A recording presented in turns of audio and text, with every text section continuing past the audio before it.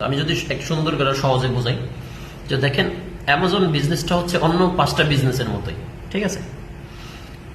যেরকম আপনি কোনো শহরে যেরকম গুলিস্তান বা ঢাকায় কোনো জায়গায় একটা দোকান দিলেন, কোন একটা মার্কেটে একটা দোকান দিলেন, ঠিক আছে? তো দোকান দেওয়ার পর কি করেন, আপনি আশেপাশে লক্ষ্য করেন বা আপনি বাংলাদেশের ওয়েদার দেখেন, বাংলাদেশের এখন কোন ফেস্টিভ্যাল চলতেছে, সবকিছু দেখে শুনে কি করেন, চিন্তা করেন যে আমার দোকানে কোন প্রোডাক্টটা উঠাইলে বা আমি যদি পাইকারি থেকে কিনে আনি কোনটা বেশি চলবে। এরপরে সেটা কি করেন, আপনি একটা পাইকারি মার্কেট থেকে কিনে আনেন বা যদি বাইরের দরকার হয় বাইরে থেকে কিনে আনেন, কিনে এনে সেটাকে খুচরা বিক্রি করেন, ঠিক আছে? তদ্রুপ অ্যামাজনের বিজনেসটাও এরকম যে আপনি একটা অ্যাকাউন্ট ওপেন করবেন, যখন অ্যামাজনের ওয়েবসাইটে। তো অ্যামাজনের পুরো ওয়েবসাইটটা যেটা আছে এটা একটা মার্কেটের মতো।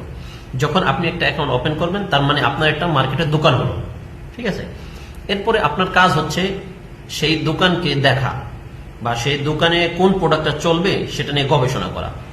এখন আপনার দোকানটা যদি আমেরিকায় হয়, অর্থাৎ আমেরিকান মার্কেট প্লেস হয়, তাহলে আমেরিকান মার্কেটে গবেষণা করতে হবে সেখানে মানুষের চাহিদা কি, সেখানে মানুষ কি চায়, কোনটা সেল করলে বেশি প্রফিট হবে। সেই অনুযায়ী আপনি কি করবেন, প্রোডাক্টটা সোর্স করবেন, অর্থাৎ প্রোডাক্টটা পাইকারদের থেকে নেবেন। যদি কোনো প্রোডাক্টটা কোনো ব্র্যান্ডের হয়, নির্দিষ্ট কোনো ব্র্যান্ডের, ধরেন সোনি, অ্যাপল বা শাওমি, এরকম কোনো ব্র্যান্ডের হইলো, প্রত্যেকটা ধরেন মোটামুটি তো ব্র্যান্ডের থাকে। তো সেই ব্র্যান্ড থেকে বা ব্র্যান্ডের যারা অনুমোদিত ডিস্ট্রিবিউটার তাদের কাছ থেকে কিনতে হবে আমাদের। তো আমরা কি করবো, একটা একটা করলে কিনলে তো আমাদেরকে কম দামে দিবে না, আমাদের পাইকারি হিসেবে কিনতে হবে।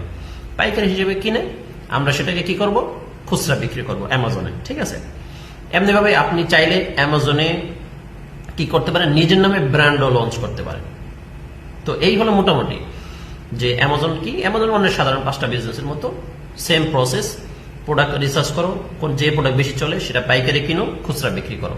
অ্যামাজনের ক্ষেত্রেও, তবে অ্যামাজনের ক্ষেত্রে একটু এক্সট্রা বেনিফিট কি, যে অ্যামাজন আপনাকে একটা সুযোগ সুবিধা দেয় যে আপনি পৃথিবীর যে কোনো জায়গায় বসেই সে দেশে যদি নির্দিষ্ট কিছু ডকুমেন্ট থাকে, যেরকম ধরেন বাংলাদেশের কথা বলেন বা অন্যান্য দেশে যেগুলি ধরেন ডকুমেন্ট, পাসপোর্ট বা আইডি কার্ড এবং একটা ব্যাংক স্টেটমেন্ট, তো এটা যদি থাকে, এরপরে আপনি যে মার্কেট প্লেসে খুলবেন, অর্থাৎ যে দেশে অ্যাকাউন্টটা খুলবেন, সে দেশের গভর্নমেন্টের কিছু নির্দিষ্ট ডকুমেন্টের প্রয়োজন পড়ে, ঠিক আছে?